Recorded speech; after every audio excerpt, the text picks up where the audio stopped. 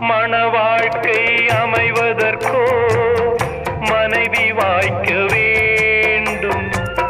குலமகளாய் கிடைப்பதற்கோ கொடுத்து வைக்க வேண்டும். அருமைகளும்